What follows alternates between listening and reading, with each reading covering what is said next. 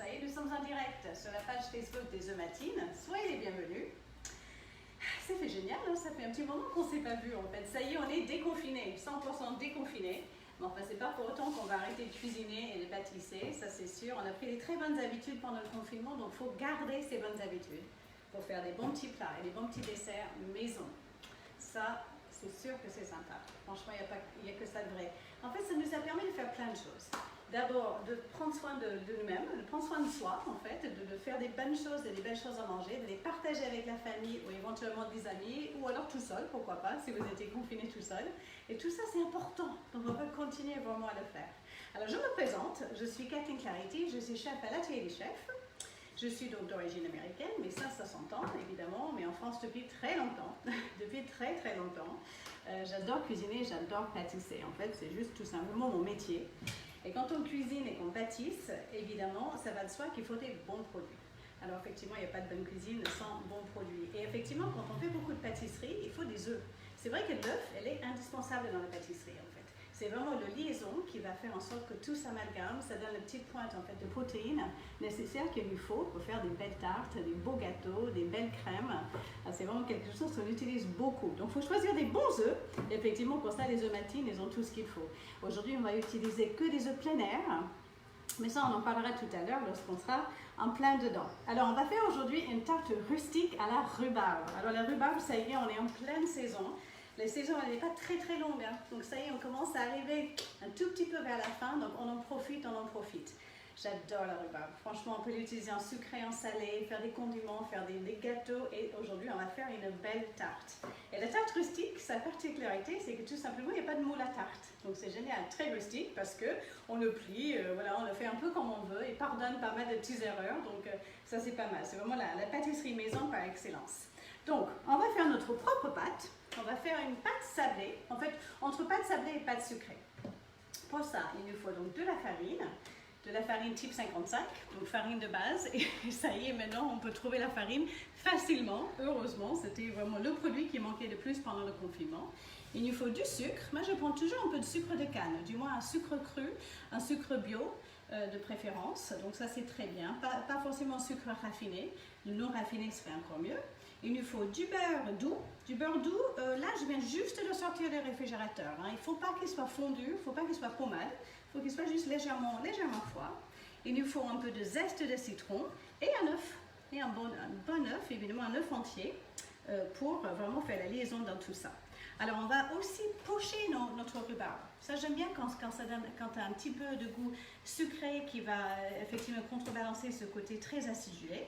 Et on va faire un petit sirop de sucre, donc avec du sucre de canne, de l'eau et quelques petits clous de girofle. J'adore ça, hein, ça donne un petit goût vraiment sympa. Et on va faire également une crème d'amande, parce que là on est quand même sur la tarte de rhubarbe rustique, mais enfin quand même bien élaborée et bien pâtissier. Et pour la crème d'amande, il nous faut donc du sucre, du beurre pour le coup pommade, donc il faut le sortir déjà du réfrigérateur, de la poudre d'amande et un peu de farine, et un bon œuf comme ça pour tout amalgamer. Alors, la première chose qu'on va faire, on va commencer donc avec notre pâte. Regardez, ce que je vais faire, je vais enlever tout ça, ça va me faire un peu de place. Vous avez vu que j'ai préparé tous les ingrédients à l'avance. Hein. Ça, en pâtisserie, c'est juste indispensable.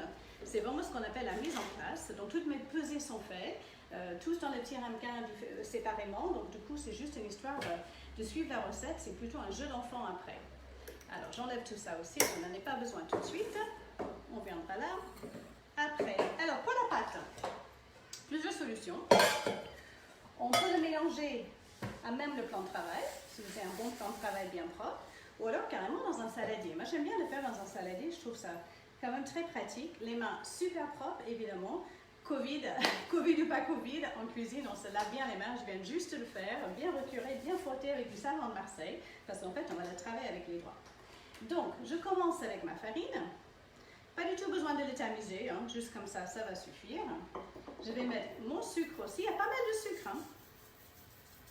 Donc encore une fois, sucre de canne, ce qui serait très bien. En fait là déjà, je vais mélanger un petit peu les deux. Alors, je vais prendre ma petite cuillère magique. J'adore ce petit ustensile. Normalement, c'est fait pour faire des cocktails. Moi, je l'utilise pour tout en fait. Donc je pré-mélange la farine et le sucre dans ce bon gros saladier. Je vais rajouter aussi une pincée de sel, une petite pincée de fleur de sel.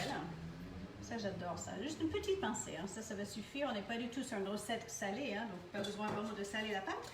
C'est juste qu'en fait, la petite pincée de sel va servir d'exhausteur de goût dans ce cas. Dans quel type de pâtisserie a-t-on impérativement besoin de tamiser la farine? Alors, ça va être surtout pour une farine type 45 quand on veut quelque chose de très fin. Par exemple, quand on va faire une génoise. Quand on va faire ce type de gâteau, ce type de biscuit, c'est très important de tamiser. Très souvent, on va tamiser la farine avec la levure pour avoir quelque chose de très homogène. Voilà. Donc, ce n'est pas toujours indispensable, mais c'est bien de poser des questions parce que des moments où ça va vraiment aider. En fait, ça va vous faciliter la tâche. Donc, là, j'ai mes petits cubes de beurre doux. Là, pour le coup, prenez vraiment du beurre doux. Hein. Parfois, je suis moins regardant. Je dis parfois que le beurre de micelle, ça suffit. Mais je pense que là, pour cette recette-là, le beurre doux est important parce que le beurre de micelle va donner un côté un petit peu trop salé pour la pâte. Alors, les mains toutes propres, évidemment, et j'y vais. En fait, on va démarrer d'abord avec le bout des doigts. Hein, c'est là où c'est important que le beurre ne soit pas trop pommade, en fait, pas trop chaud. Hein. Si le beurre est un petit peu trop chaud, pas trop, on va dire, à température ambiante, vous allez avoir tout de suite comme une espèce de crème qui va être assez difficile à travailler. Alors, j'en ai plein les mains, c'est normal. Aucun souci. Alors, vous pouvez aussi faire ça au robot, hein, si vous avez un petit robot avec le batteur plat, ce qu'on appelle la feuille. Mais en fait, quand j'ai fait les pâtes maison, j'aime bien les faire à la main, en fait. Je trouve que le fait d'utiliser les doigts, eh bien, on se rend beaucoup plus compte, finalement, de la texture. Hein. Donc, en fait, ce que je suis en train de faire, ce geste-là s'appelle sabler. Tout simplement parce que la pâte va devenir un petit peu comme des grains de sable. Alors, je suis en train d'enrober la farine et le sucre de beurre. Ce qui fait qu'en fait, je vais avoir une texture, vous voyez, un petit peu comme du sable, quoi. Comme des grains de sable. Il ne faut pas aller trop loin. En fait, quand on fait des pâtes, il faut toujours faire attention de ne pas trop travailler la farine. Hein, parce que plus vous la travaillez, et bien plus vous développez de gluten, la partie très élastique. Et en fait, pour une pâte à tarte, on veut éviter ce côté trop élastique. Ce n'est pas une pâte levée, par exemple. Une pâte levée pour le pain, la brioche, évidemment, on la travaille beaucoup plus. Super. Alors, la texture, elle est parfaite. Je ne vais pas plus loin que ça, parce que je ne veux pas trop chauffer le beurre. Alors après, je vais ajouter un tout petit peu de zeste de citron. Alors ça, c'est pas indispensable, hein, mais en fait, ça donne toujours une petite pointe de goût supplémentaire qui est juste délicieux. Donc j'ai un citron que j'avais déjà utilisé, hein, j'ai déjà coupé une tranche. Vous savez, en cuisine, je ne jette jamais rien. Comme je n'ai pas besoin de jus, j'ai juste besoin de zeste, et bien je réutilise. Hein, et je prends juste cette râpe micro-plane. Une râpe très fine qui me permet en fait d'attraper que le zeste et pas la partie blanche, pas la partie zeste qui est là, qui est très amère. Voilà, le zeste, un demi-citron, ça va suffire largement. Parfait, ça c'est génial. Je remélange. Et enfin, je vais faire comme un petit trou au milieu. Et voilà, et c'est là que je vais rajouter mon œuf. Alors excusez-moi l'état de mes mains, hein, mais c'est pas grave. Hein. C'est normal, je suis en train de mélanger la pâte. Donc, commençons par parler des œufs. Au début du cours, je disais que moi, je prends que les œufs plein air. C'est vraiment l'œuf à tout faire. C'est très, très bien. Effectivement, c'est un œuf qui est élevé. Les poules qui sont élevées en plein air, et donc, effectivement, la qualité de l'œuf s'en ressent, ça c'est sûr. En France, c'est super parce qu'il y a toute une indication directement tamponnée sur le cookie d'œuf. Donc, on sait en fait exactement de quoi il s'agit. Donc en fait, quand c'est 0, c'est bio. Et quand on voit le petit chiffre 1, alors là franchement les mains, excusez-moi, hein, mais 1, juste là, très bien. Et FR, donc français, et le 1 pour les œufs plein air. Donc ça c'est parfait. Vous savez qu'on ne les casse jamais directement dans la préparation. Je les casse dans un petit récipient à part, pour être sûr que tout va bien. Et en effet, tout va bien. Et voilà, je vais rajouter mon œuf au centre. Alors, puisque j'ai les mains déjà tout plein de pâte, je continue avec des mains. Donc, vous voyez, je vais prendre 2 doigts et je vais mélanger l'œuf. Donc, c'est un œuf entier. Hein. Certaines recettes vont vous demander de prendre un jaune d'œuf et un petit peu d'eau. Moi, j'aime bien prendre l'œuf entier. Je trouve que c'est juste parfait. Donc, je mélange le centre. Petit à petit, je ramène le reste de la pâte dedans. Et enfin, c'est parti. Et je mélange. Alors là, s'il y a des enfants à la maison, ils peuvent vous aider avec ça. Ça, c'est la partie la plus rigolo. Hein? On a le droit d'en avoir plein les mains. Vous allez voir, au début, c'est un peu humide. Et plus on la travaille, eh bien, effectivement, on fait rentrer toute la farine et le sucre. Et notre pâte commence à prendre forme. C'est là où il y a toute l'importance, en fait. On la travaille, mais juste le strict minimum, en fait. Juste ce qu'il faut afin d'incorporer, en fait, toute la farine et le sucre. Alors, vous voyez, quand j'en arrive là, je suis un peu gênée par mon saladier. Vous voyez, je n'ai pas assez de place vraiment pour la travailler. Donc, je vais récupérer mon bâton. Hop, que je vais mettre juste sur le plan de travail. Est-ce que tu peux réexpliquer pourquoi on ne casse jamais l'œuf directement sur le récipient? Alors, très bonne question. Effectivement, vous savez, on connaît les œufs, on sait d'où ça sort. Donc, la coquille n'est jamais très propre, franchement. Et en fait, je ne vais surtout pas laver mes œufs, ça, c'est vraiment pas la peine. Donc, je les casse vraiment sur le bord du plan de travail, comme ceci, pour ne pas toucher, en fait, les aliments. Et ensuite, je mets dans un petit récipient, juste pour être sûr que l'œuf est bien. De temps en temps, ça peut arriver qu'un œuf n'est pas très en forme, qu'il y ait un petit peu strié de sang ou autre. Dans ce cas-là, je jette, je prends un autre. Voilà, en fait, c'est une petite précaution pour finalement ne pas abîmer toute ma préparation. Voilà, donc je check l'œuf à côté. Si tout va bien, eh bien je le mets dedans. Donc vous voyez, je récupère tous mes petits rescapés de pâte là. Et je la travaille. Alors on va faire un petit geste qui est assez rigolo, qui fait très pro, qu'on apprend en pâtisserie, ce qu'on appelle fraiser ou phraser. Donc je vais prendre le paume de la main et en fait je vais étaler la pâte, comme ceci, et je le récupère. Encore une fois, alors en fait, pourquoi est-ce qu'on fait ce geste? C'est tout simplement pour être sûr que tout le beurre soit bien incorporé. Alors vous savez, j'ai choisi de prendre du sucre plutôt complet, en fait, un sucre de canne. Donc dans ma pâte, je sens en fait, je vois les petits grains de sucre. Donc c'est voulu, hein.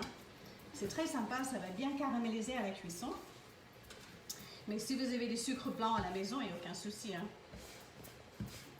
Voilà, donc ma pâte est en train de bien prendre et franchement, ça va suffire largement. 2-3 fois et ça suffit. Alors là, nous avons plusieurs solutions.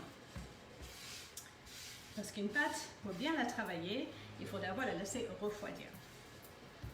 Effectivement, parce que là, il est trop, surtout il fait chaud. Hein. Je ne sais pas où vous êtes, en région parisienne, il fait carrément très chaud. Il va être très orageux. Donc je ne pourrais pas l'abaisser tout de suite, enfin j'aurais du mal à l'abaisser tout de suite. Il va être un petit peu fragile. Donc, ou je peux l'envelopper, vous voyez, dans un papier film, comme ceci, la mettre au frais. Ou alors, une autre chose que je trouve super pratique, et je pense qu'on va la faire aujourd'hui, c'est que je l'abaisse entre deux feuilles de papier sulfurisé. Alors ça c'est top, hein, parce que là pour le coup ça va coller nulle part. Et surtout ça va me permettre de l'abaisser tout de suite et ensuite le mettre au frais. Donc regardez, je vais juste l'aplatir un peu avec le paume de la main. Je pose la deuxième feuille par-dessus. Alors évidemment ça va coller, c'est normal. Hein. Il y a le beurre, tout est un peu chaud, il n'est pas encore passé au réfrigérateur, mais grâce au papier sulfurisé, il n'y a pas de souci quoi en fait. Ça va vraiment ça va me permettre en fait de l'abaisser tout de suite. Donc je prends mon rouleau, je le pose bien au centre et je vais centre vers le haut, centre vers le bas et ensuite regardez, un quart de tour. Centre vers le bas, centre vers le haut et hop, un quart de tour. Si j'étais en train de faire ça directement sur le plan de travail, franchement, ça serait collé absolument partout, quoi. Donc là, du coup, comme ça, entre les deux feuilles, c'est très simple. Voilà, je la baisse. En fait, on est sur la tarte rustique, hein, donc je vais faire quelque chose d'assez épais, en fait. J'ai envie d'avoir à peu près, on va dire 5 mm d'épaisseur. Cette pâte, elle est tellement bonne. Vous voyez, là, je suis en train de le pousser en étoile. Pour essayer d'avoir un rond plus ou moins parfait. On ne va pas plus ou moins. On n'est pas sur le concours de pâtisserie de l'année, hein, tout va bien. Tout va bien. Voilà, ça sort, c'est pas grave. Hein.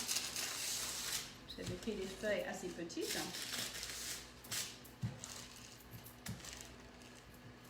Voilà, jusqu'au bord. Et enfin, j'y suis presque. Voilà, ça, c'est parfait. Alors, je vais juste vous le montrer. Donc c'est une forme un peu ovale, hein, mais ce n'est pas grave du tout parce que vous savez, la tarte rustique, on ne le met pas dans un moule à tarte. On va venir le garnir au centre et ensuite recourber, replier les bords. Donc ça, on est franchement très très bien comme ça. Alors après, hop, on va la mettre au frais. On va la mettre au frais au réfrigérateur. Tiens, je vais les glisser sur une plaque.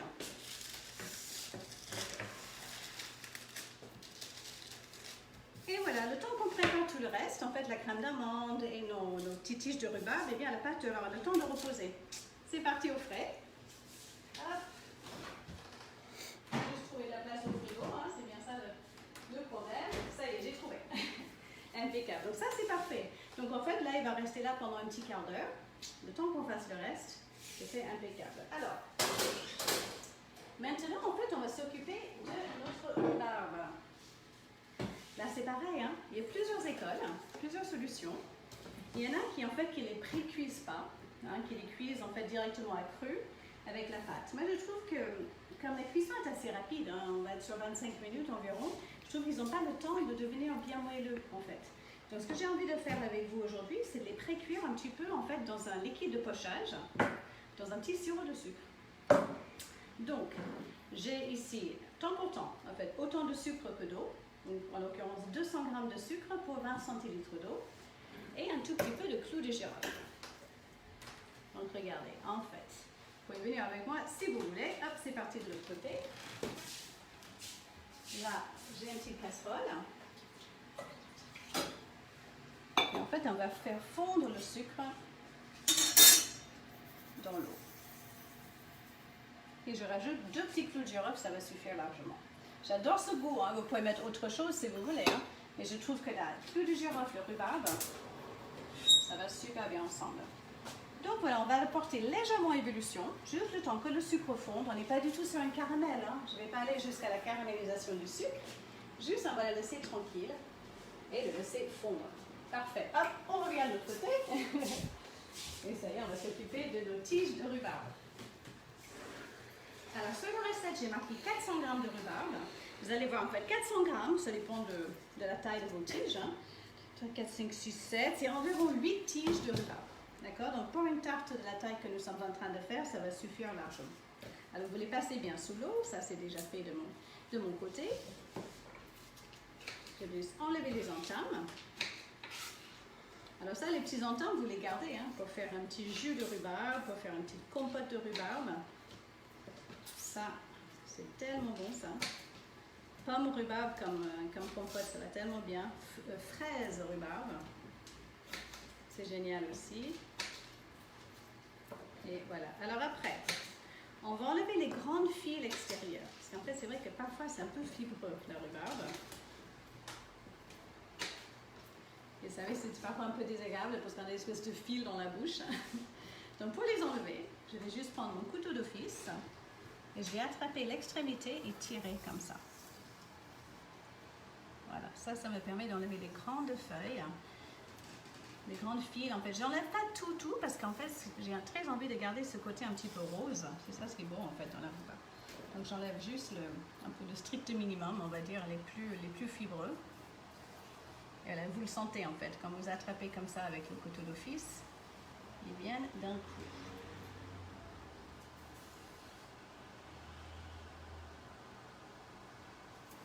Superbe ça. Et voilà, on continue. Donc, quand vous les choisissez, essayez de choisir en fait les tiges à peu près de la même épaisseur. Ça va être important par la suite parce qu'on va faire un petit dessin un peu géométrique sur notre tarte. Donc si on a les rhubarbes de la même taille, c'est tant mieux. Alors surtout, n'hésitez pas à poser vos questions. Hein. Je suis là pour ça. C'est ça l'avantage du direct. Hein. C'est quand même génial. Hop, tout ce qui vous passe par la tête, il n'y a aucun souci. Je réponds. Voilà. Hop. Là aussi, encore une fois, toutes mes chutes de rhubarbe, je les garde. Hein. J'ai mes petites bacs à chute derrière. Je vais les ranger dedans directement. Ok, là j'entends que le sucre et l'eau sont en train de bouillir. Enfin, en tout cas, ils sont en voie d'ébullition. Ça, c'est parfait. mets ça de côté. Donc ça me laisse le temps en fait de les découper. Alors moi ce que je trouve sympa, c'est vraiment à vous de voir, hein, il y a plein de possibilités. Moi j'aime bien faire des petits tronçons d'environ 5 cm. Et ce que je trouve très beau, c'est de les couper en biais. Un petit peu un losange, vous voyez. Donc j'enlève l'entame. Vous voyez, je vais faire des petits losanges, comme ceci. C'est super joli ça. Parce que là on voit toutes les couleurs. En fait, il a vraiment cette nuance entre le vert pâle jusqu'à parfois rose très vif. Et c'est juste dingue. C'est une tige en fait la rhubarbe. C'est super rigolo de les voir dans les jardins parce que c'est juste une espèce de grande tige qui sortent de terre. Et comme je disais, ça se prête à tellement de préparations, aussi bien sucré que salé. L'autre jour, j'ai fait un chutney de rhubarbe. Mais c'était délicieux quoi. Je l'ai servi avec un magret de canard. C'était génial. Alors, il faut essayer d'être un peu régulier dans les découpes, chose que je ne suis pas. Donc, je vais quand même me concentrer un petit peu. Hop. Voilà. Donc, plein de petits tronçons. Après, une fois que le sucre est bien dissous dans l'eau et qu'il est bien à ébullition, je vais plonger mes petits tronçons dedans. Et en fait, on ne va pas forcément les cuire, c'est-à-dire en fait, on va tout simplement les pocher. Quand mon sucre et l'eau est à ébullition, je vais juste plonger mes tronçons dedans et ensuite je vais éteindre et on va la laisser tranquillement pocher le temps qu'on fasse la crème d'amande. Donc c'est ça ce qui est génial, hein? C'est quand même un dessert qu'on peut faire vraiment à la suite. Souvent avec certains types de pâtes, il faut attendre, il faut les laisser plusieurs heures au réfrigérateur. Là, avec cette technique que je vous ai montrée, en fait, de les abaisser, d'abaisser la pâte entre deux papiers sulfurisés, c'est génial. Hein? Ça permet de l'abaisser tout de suite, en fait. Donc, si vous avez d'autres fils, n'hésitez pas à les enlever, hein? Parce que c'est pas quelque chose, en fait, qui va ramollir pendant la cuisson. Les fils, ils restent un peu. Hein? Qu'est-ce que c'est beau, ça? C'est magnifique, ces couleurs. C'est vrai qu'on l'attend la saison de la rhubarbe. Rhubarbe et fraises, franchement, c'est la meilleure saison, ça. Printemps, début de l'été, c'est génial. Alors, moi, je vais plonger ça directement dans l'eau, vous voyez. Donc, c'est parfait. Le sucre est parfaitement dissous. Je remets mes petits clous de girofle. J'éteins. Et je vais plonger la rhubarbe dedans. Donc en fait, il va légèrement ramollir, mais pas plus. Hein. En fait, ce qui va nous permettre d'abord de le parfumer et ensuite, en fait, de l'assouplir légèrement pour pouvoir mieux le travailler, le pré-cuire en quelque sorte. Super. Ça, c'est génial. Je le laisse comme ça. Je le laisse tranquillement. Le temps donc qu'on s'occupe de notre crème d'amande. Alors, super, j'ai mon caméraman qui me suit partout, c'est parfait. C'est absolument parfait. Bien, je récupère mes ingrédients pour la crème d'amande. Alors, qui connaît la différence entre la crème d'amande et la frangipane? Ah, ça c'est une question ça. Crème d'amande et frangipane. Je vous laisse ou googliser ou voilà, vous renseigner. Alors, pour les grands pâtissiers, ils doivent déjà le savoir. Et j'attends donc vos réponses. Tiens, je vais récupérer un petit clavier. Aujourd'hui, on peut faire des crèmes d'amande. Et il me faut le petit batteur aussi. Le batteur à la main. Et c'est parti. Alors, comme je disais au début, il fallait qu'on ait un beurre pommade. Alors, le beurre pommade, c'est exactement ça, vous voyez. C'est souple. Pommade un peu comme une crème. Comme une crème que l'on met sur le visage ou sur le corps. Voilà, ça c'est très important pour qu'on puisse faire vraiment une petite crème. Donc, on commence par le beurre pommade. Voilà, super. Qu'on va crémer, en fait, ou mixer avec le sucre. Alors, crème d'amande et frangipane. J'attends. On va mélanger. Donc, pareil, j'ai pris le sucre de canne, encore une fois. Hein. Si vous avez le sucre blanc, il n'y a pas de souci. Eh bien, on mélange.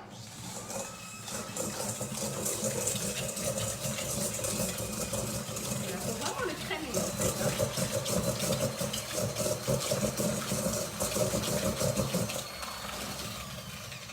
Ça, c'est parfait. Maintenant, je vais rajouter l'œuf.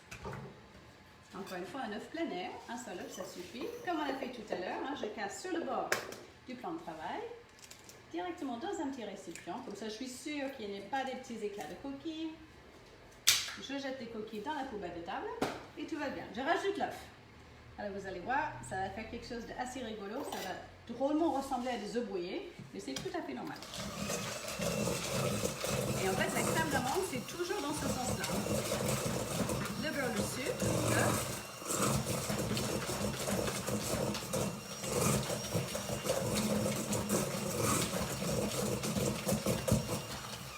Parfait. Et enfin, on termine par la farine et la poudre d'amande.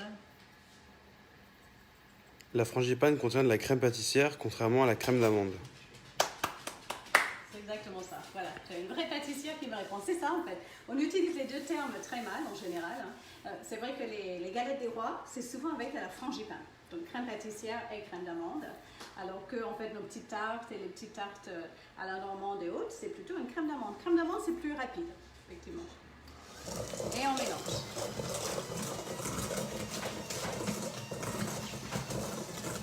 Voilà, frangipane et crème d'amande. Bravo. Voilà, je mélange juste ce qu'il faut pour bien amalgamer. Et ça suffit. Largement, voilà. Parfait. Parfait, parfait. C'est juste pour être sûr que tout est incorporé. Je récupère une petite maryse. Parfait, c'est super bon. Hein. Si vous aimez vraiment le goût un peu prononcé de l'amande, ce que vous pouvez faire, c'est rajouter un petit peu d'essence d'amande amère. Ça va super bien avec. Un petit peu de vanille, voire même un petit dé de rhum. Il y en a qui mettent un peu de rhum dedans. Tiens, j'enlève ça tout de suite. Super. Alors, juste pour récapituler un petit peu où on en est, on a fait notre pâte qui est au frais. On avait abaissé entre deux feuilles de papier sulfurisé. Nous sommes en train donc de pocher nos petits tronçons de rhubarbe dans un sirop de sucre, donc temps pour temps sucré et eau, plus j'ai mis un peu quelques clous de girofle pour parfumer. Et enfin, on vient juste faire notre crème d'amande. Alors idéalement, il faudrait le mettre un tout petit peu au frais, parce qu'il y a du beurre, il fait chaud. Mais comme on va l'utiliser directement, c'est pas grave, je pense que je vais le laisser juste là. Alors super, je vais récupérer ma pâte. Maintenant, il a eu le temps un peu de refroidir, légèrement. Vous voyez, mais comme en fait, comme on l'a abaissé entre deux feuilles de papier sulfurisé, ça va super largement. Ça, c'est parfait. Génial. Je vais récupérer aussi donc la rhubarbe. Donc venez, en fait, ce qu'on va faire avec la rhubarbe, on va tout simplement l'égoutter. Regardez le jus, hein. Voilà, là j'adore. Ce jus, évidemment, je vais le garder parce que il est tellement parfumé. Alors ça va, vous savez quoi, ça va être génial pour parfumer les salades de fruits, par exemple. L'utiliser comme sirop sur une glace vanille. Enfin voilà, c'est génial, c'est plein de goût. C'est très très joli.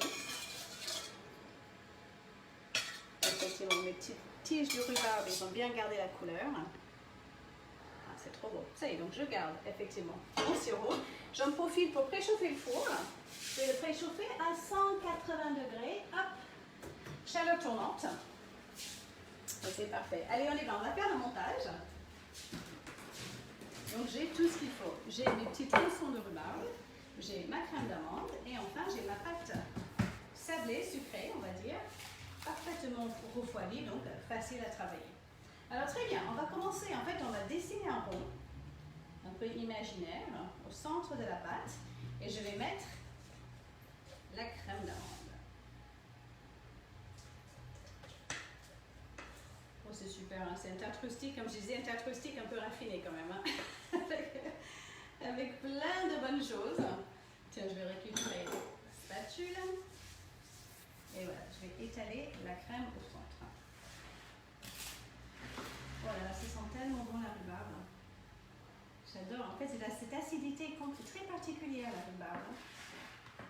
C'est assez incroyable comme goût. Voilà. Hop. Donc bien en rond, assez épais. Alors la crème d'amande elle va légèrement gonfler à la cuisson parce qu'il y a un œuf dedans en fait. Et à la cuisson, l'œuf aura tendance à gonfler un petit peu au four.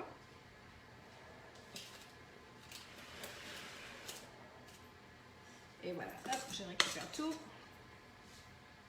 Et ça y est, là, ça délimite en fait finalement le rond de ma pâte.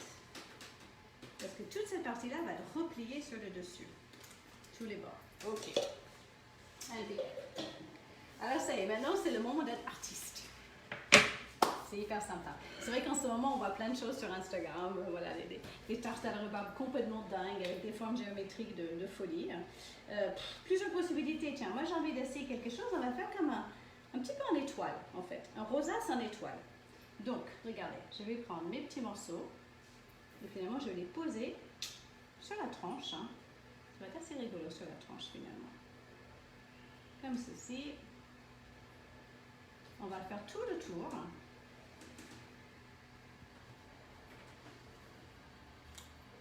Voilà, bon c'est vrai qu'ils sont plus ou moins de la même taille, mais c'est pas très très grave. Vous voyez en fait avec la pointe vers l'extérieur. Ah, celle-là elle est tout rouge, elle est magnifique. Et enfin on va suivre le rond, quoi. Voilà. Bon, ça j'adore. Hein. Ça c'est vraiment, voilà, c'est pareil, les enfants peuvent vous aider. C'est le meilleur moment. En fait, ma rhubarbe, elle est encore ferme. Hein. Elle est juste légèrement pochée. C'était vraiment juste pour le parfumer et l'assouplir à peine. Hein, parce qu'en fait, la rhubarbe, il faut savoir qu'elle cuit très vite. Hein. Donc, si vous le laissez trop longtemps, en fait, à bouillir dans le sirop de sucre, ça va être très difficile à travailler après. Il sera tout mou. Hop, on va essayer de suivre la même forme. Tac, tac. Vous avez compris le principe. Je continue. On va faire ça vraiment en rosace, quoi. Tac. Après, on va finir avec celle-là. Hop, du coup, j'ai dû changer de sens. Pas grave. Voilà. Après, on va faire une deuxième rangée.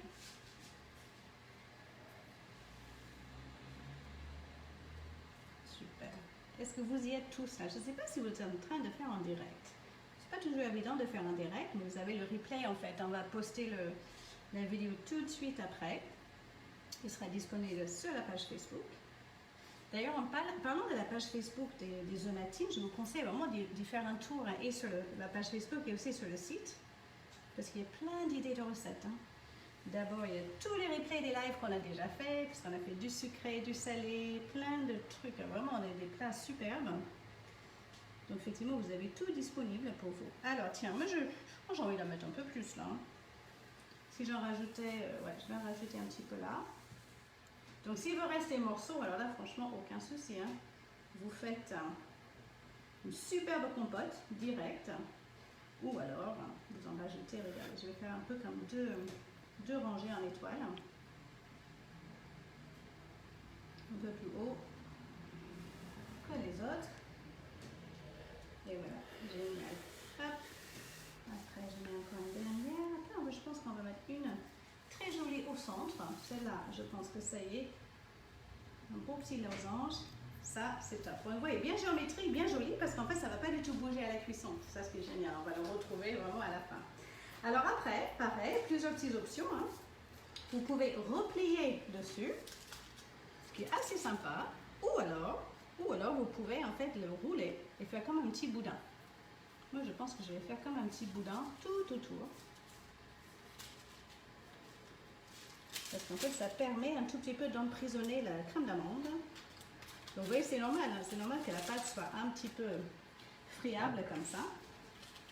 Parce que c'est une pâte sablée, en fait. Hein, avec tout ce bon sucre de canne dedans. J'adore les tartes rustiques parce que, franchement, c'est tellement facile, quoi. Si ça se déchire un peu, alors franchement, c'est pas grave du tout. On vient juste l'appuyer dessus avec nos doigts. C'est juste impeccable. J'aime bien quand c'est assez régulier en fait. Avec un vrai petit rebord. Comme ceci. Hop, on va faire quelque chose un petit peu plus rond.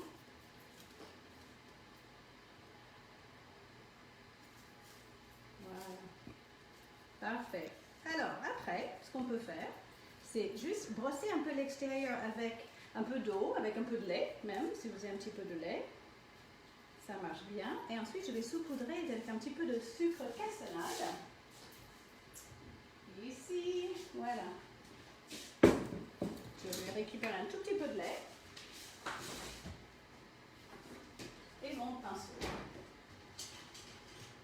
fait, le lait, c'est tout simplement pour faire adhérer le sucre.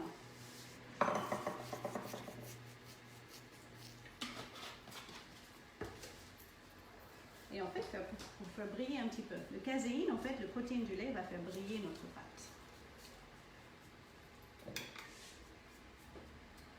Ou sinon, un peu d'œuf aussi. Un peu de jaune d'œuf, un peu de dorure, hein, pas de souci. Parfait. Et enfin, je récupère un peu de cassonade. Et je saupoudre les bords.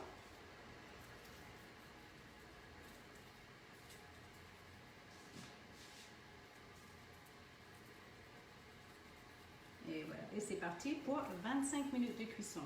Alors, si vous ne voulez pas l'enfourner tout de suite, il n'y a pas de souci. À la limite, vous pouvez l'entreposer au frais. Et en fait, il va prendre encore mieux la forme. Donc, vous voyez, hop, super. J'ai tous mes petits morceaux de rhubarbe en rosace. C'est beau ça, c'est canon. Tiens, allez, c'est parti au four. 25 minutes.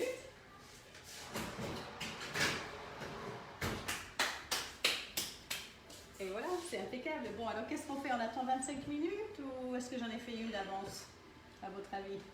Mais oui, j'en ai fait une d'avance. Évidemment, j'en ai fait une d'avance. C'est ça l'avantage. Hop. Ah, c'est chaud, c'est chaud, c'est chaud. C'est ça l'avantage de faire ces lives, c'est que du coup, je fais plein de desserts. Donc il y a plein de desserts à la maison et ça, c'est hyper cool. Alors, hop, tiens, je vais mettre ça là. Et ça y est, c'est donc effectivement, elle a exactement 25 minutes. Regardez comme c'est beau ça. Regardez la couleur en fait de la rhubarbe. Non mais c'est juste dingue, j'adore. J'adore, j'adore, j'adore. Donc voilà, donc ça, vous voyez, je ne l'ai pas replié la pâte dessus, j'ai fait comme un petit rebord. Donc ça fait quelque chose d'assez sympa, assez élégant en fait. Et surtout, en fait, ça attrape. En fait, ça emprisonne, on va dire, la crème d'amande. Si jamais elle se mettait à déborder. Tiens, est-ce que je coupe une part? Oui. On va couper une belle part. Et voilà, moi j'aime bien décorer avec un peu de sucre glace et servir avec de la glace vanille. Ça, c'est trop bon. On va faire un petit décor au sucre glace, tout autour, avant de couper une belle part. Regardez, en fait, je vais décorer que le bord, en fait. Comme ça, on va bien voir la rhubarbe.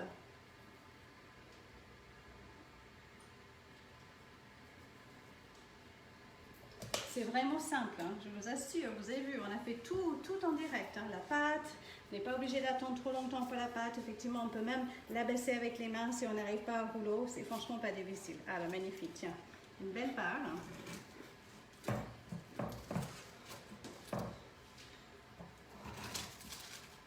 Et voilà, regardez. Hop. Donc ça, j'adore. Parce qu'on voit bien la rhubarbe, on voit bien la crème d'amande. C'est très gourmand. Tiens, est-ce qu'on met un petit boule de glace vanille? Oui, petit boule de glace vanille sur le dessus. Il faut aller encore plus loin dans la gourmandise. Évidemment. Hop. Voilà, comme il fait chaud, hein, je n'ai pas besoin de le sortir trop à l'avance. Je vais pouvoir faire une petite boule bien gourmand, direct.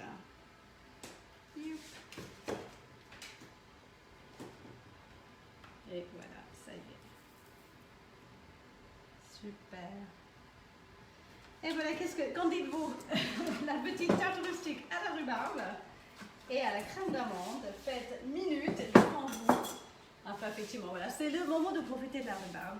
Franchement, c'est un sacré dessert pour l'été. Il fait beau, hein, on fait des bonnes salades, on déjà dehors dans le jardin et surtout vous sortez un dessert pareil. Je pense que vous allez faire des amis. Je suis même sûre et certain. Merci beaucoup d'avoir suivi le live avec les omatines. Quant à moi, je serai là dans 2 semaines, effectivement fin juin, avec encore une belle recette. Et après, on va continuer. On va continuer tous les mois.